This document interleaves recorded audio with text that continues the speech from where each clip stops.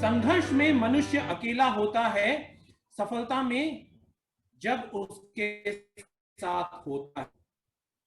इतिहास गवाह है, इतिहास गवाह है, जग जिस जिस पर हंसा है, इतिहास उसी ने रचा है। आज सार्थक के सारथी में हम एक होनहार भारत की बेटी से बात करेंगे। भाग्यश्री जो आज हमारे साथ जुड़ी हैं सार्थक के सारथी में, भारत की बेटी, महाराष्ट्र की बेटी भाग्यश्री रासकर, अहमदनगर महाराष्ट्र के छोटे से जिले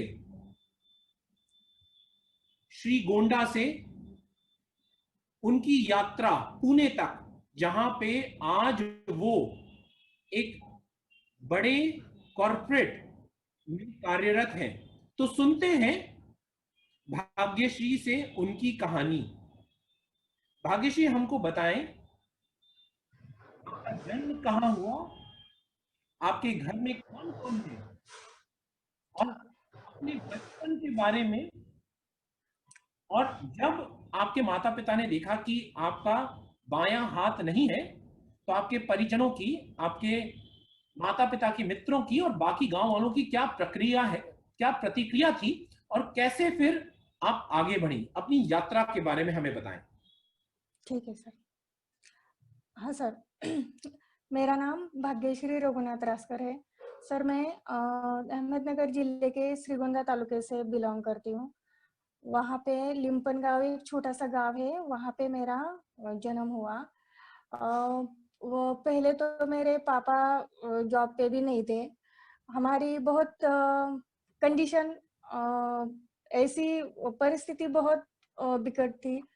पर मेरा जन्म हो गया, उसके बाद हमारे घर वालों ने जो रिलेटिव है मैं बोले ऐसा कैसे हो गया ना, डॉक्टर को देखते दिखाते, और लड़का हो तो ठीक है, लड़की? ये तो लड़की है। तो उन्होंने बोला क्या करना चाहिए। पर मेरा जन्म होते ही मेरे पापा को सर नौकरी लग गई, तो इसलिए मेरा नाम उन्होंने भाग्यश्री रखा है। इसके पहले वो सर जॉब नहीं कर रहे थे, खेती ही कर रहे थे। अब मेरे पापा टीचर थे, अभी रिटायर हो गए।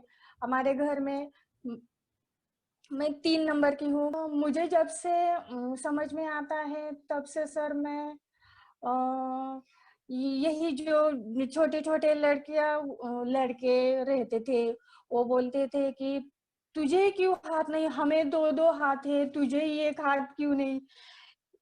तो मुझे सर वो मैं मम्मी को पूछती थी, मुझे क्यों ऐसा बनाया भगवान ने। तो मम्मी पापा बोलते थे तू सबसे अलग है ना, इसलिए ऐसे है। ऐसा मत सोचो कि हमें ऐसे क्यों है।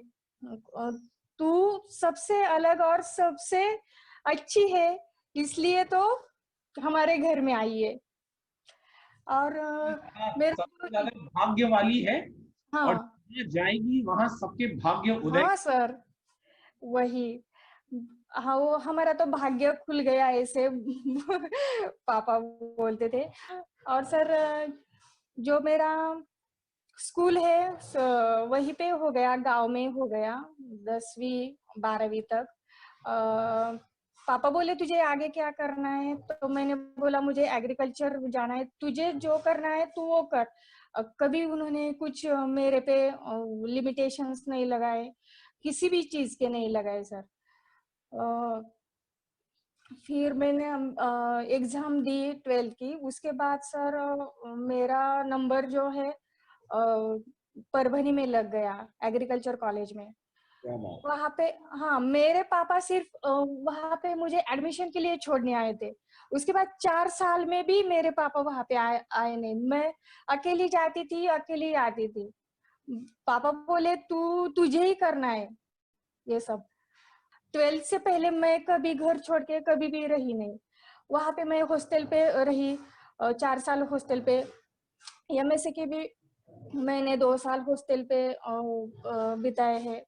पर मेरे फ्रेंड वगैरह वो सब अच्छे, वही मुझे बहुत अच्छे मिल गए सर। फिर एमएससी के बाद मैंने सर पूना में ज्वाइन किया। मैंने कॉम्पिटिटिव की एग्जाम भी सर दिए है।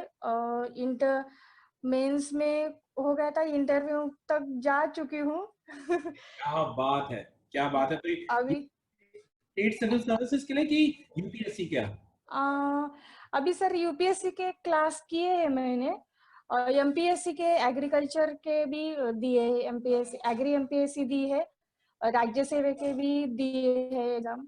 मुझे तो ऑफिसर ही बनना है सर। बहुत अ, अच्छे। आपको बताइए कि आप सार्थक से कैसे जुड़ी और सार्थक ने आपके प्रगति में कैसे अपना अपना जो हिस्सा है वो निभाया? हाँ सर, सार्थक एजुकेशन मेरी एक फ्रेंड थी, स्टडी रूम में ही थी वो। हम जहाँ स्टडी कर रहे थे, उसको पोलियो था। उसने मुझे बताया कि ये यहाँ पे एक सार्थक, उसने ही नंबर दिया था मुझे एक्चुअली। 2-3 साल शायद मुझे 17 में मिल गया नंबर, 17 में मिल गया था।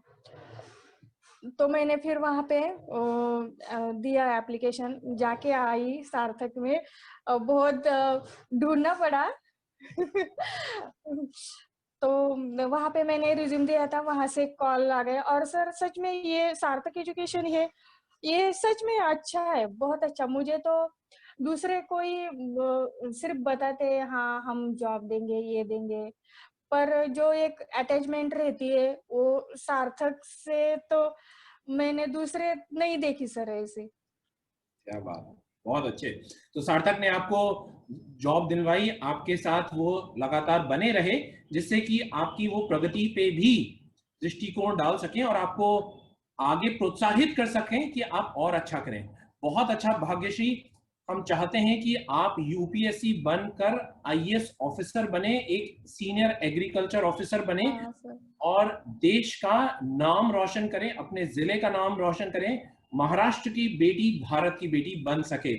अब मेरा आखिरी सवाल भाग्यश्री हाँ सर। आपसे, हाँ सर।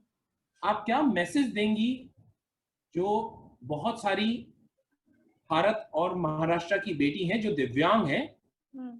जिन्होंने आशा की एक किरण नहीं देखी, जिनके माता पिता शायद आपके पिताजी जैसे यस सर।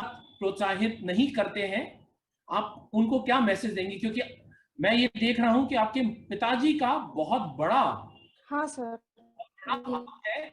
आज आप जहां पर पहुंची हैं, आपके पिताजी का, सार्थक का, तो आपका क्या मैसेज है बाकी सारी बच्चियों के लिए, बाकी सारी बेटियों के लिए, बाकी सारी बहनों के लिए जो दिव्यांग हैं? हाँ सर, जो हम लोग अलग है इसलिए तो सर पहचाने जाते हैं। क्योंकि नॉर्मल लोगों को तो कोई नहीं देखता। जो सबसे अलग रहता है उन पे ज्यादा ध्यान जाता है सर। बहुत अच्छे, बहुत अच्छे। वही तो मुझे ये अच्छा लगता है। और मैं खुद को सर कभी भी ये समझती नहीं। और मेरे जो दादाजी है वो तो बोलते हैं, मम्मी के पापा, वो मुझे बोलते हैं नाना कि जी। लेफ्ट पैर ही तेरा लेफ्ट हैंड है। तुझे तू यानी क्या बोलते हैं, तुझे लेफ्ट हैंड नहीं, ऐसा नहीं है। तेरा जो लेफ्ट लेग है वही तेरा लेफ्ट हैंड है सर। और मुझे काम, कोई भी काम में दिक्कत नहीं आती, कुछ भी नहीं। मुझे वो जो जिनको 2 हाथ पैर नहीं रहते, उनका सर बहुत अफसोस होता है। उनसे तो मैं कितनी, यानी ऐसा मुझे लगता है मेरा तो ये कुछ भी नहीं है। हाँ, हाथ नहीं तो कुछ भी नहीं। पर सर हमेशा मैं पॉजिटिव ही रहती हूँ, और पॉजिटिव थिंकिंग भी करती हूँ। और सर इम्पॉसिबल तो कुछ भी नहीं है, सब सर करना चाहिए। और क्या बोलते हैं, जो सबसे अलग होते हैं वो सबसे ज्यादा पहचाने जाते हैं, ये तो मुझे पता है। आपने आपने बहुत बड़ी बात बोली, क्योंकि आज दुनिया होड़ में लगी है यस अपने सर। आप को पहचानने के लिए। अपने लोग सेल्फी लेते हैं, लोग अपना मेकअप करते हैं, इतनी सारी चीजें करते हैं यस जिससे सर। लोगों को पहचान सके। और आप हैं जिनको दुनिया देख रही है और दुनिया आपसे शिक्षा ले रही है, दुनिया आपसे प्रोत्साहन ले रही है, दुनिया आपके सामने नमन करती है। बहुत अच्छे भाग्यश्री। आप इसी तरीके से अपने हौसला बनाए रखिए। बहुत बहुत धन्यवाद भाग्यश्री हमसे जुड़ने के लिए। आप इस ओके सर। तरीके से अपना हौसला बनाए रखिए और हाँ हम सर। कुछ ही वर्षों में देखेंगे कि भाग्यश्री शायद पूरे महाराष्ट्र का नहीं तो कम से कम अपने अहमदनगर और अपने श्रीगोंडा जिले का भाग्य जरूर ही परिवर्तित करेंगी। ये है हमारी महाराष्ट्र की बेटी, भारत की बेटी भाग्यश्री। बहुत बहुत धन्यवाद। Okay, thank you sir. Thank you.